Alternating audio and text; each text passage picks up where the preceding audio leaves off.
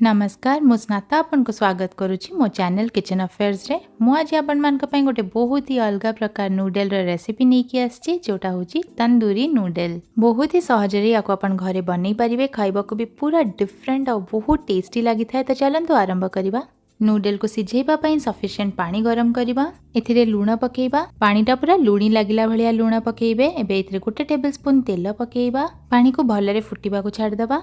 एठी आपण देखि पड़तबे पानीटा फुटी गलानी। तो एबे 300 ग्राम नूडल पकेइबा, एथिरे टिके मिसेई दबा और नूडल को भलरे सिझिला जाके कुक करिबा।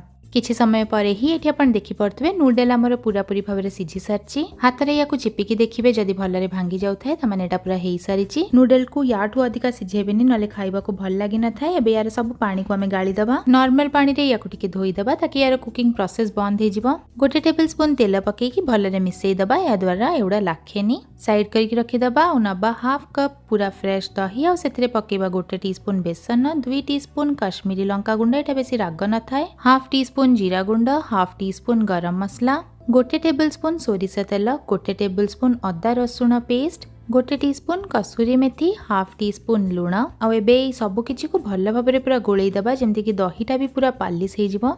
याकू साइड करके रखिबा। एबे गैस रे गोटे फर्चा कड़ाई भलिया बसई की 4 टेबलस्पून तेल पकेइबा। तेलटा भलरे गरम हेले 2 टीस्पून चुन चुन कटा रसुण और 1 टीस्पून चुन चुन कटा कंचा लंका पकेइबा। हाई आंच रे 8 रु 10 सेकेंड आकू भाजी नबा। एबे 2टा मीडियम साइज प्याज सरू सरू लंबा कटा हेतिबा पकेइबा। 1 मिनिट हाई आंच रे भलरे भाजी नबा। एबे पकेइबा 1 कप बंधा कोबी सरू सरू लंबा कटा हेतिबा। 1 बड़ कैप्सिकम एमति लंबा कटा हेतिबा पकेइबा। हाई आंच रे 1 मिनिट पई भाजी नबा भलरे। एही सब को बहुत अधिका टाइम भाजी की बेसी नरम करिवेनी। एठी आपण देखि पड़तबे एटा भलरे भाजी हे सारिची। याठू बेसी याको भाजीबेनी। और एबे जो दही रो मिक्सचर हमें करिकि रखितले ताकू टिके भलरे गोळेई की पकेई दबा। हाई आंच रे ही सब किछि को भलरे मिसेई दबा और 3 रु 4 मिनिट पूरा हाई आंच रे एमती कुक करि नबा। याकू लगातार चलौतबे और किछि समय रे ही एठी आपण देखि पड़तबे तेल अलगा हे कि एटा बहुत भलरे कुक हे सारिची। सब किछि को टिके भलरे मिसेई दबा। और एबे इथरे हमें पकेइबा 2 टीस्पून तंदूरी मसला, 1 टीस्पून गोलमरीच गुंड और स्वाद हिसाब रे लूण हमें नूडल सिझेला बेल को पकेइथिले और दही रे भी पकेइथिले से हिसाब रे ध्यान रे पकेइबे। 1.5 टीस्पून विनेगर पकेइबा। सब किछि को भल भाबरे मिसेई दबा। एबे इथिरे 200 ग्राम पनीर को हाथ रे चकटी की एमती गुंड गुंड कर दे की पकेइबा। मसला संगे पनीर को भलरे मिसेई दबा और सिझे की रखिथिबा सबतक नूडल को पकेइबा। नूडल और बाकी सब जिंस को भल भाबरे मिसेई की 3 रु 4 मिनिट पूरा हाई आंच रे लगातार चलेई चलेई की कुक करि नबा।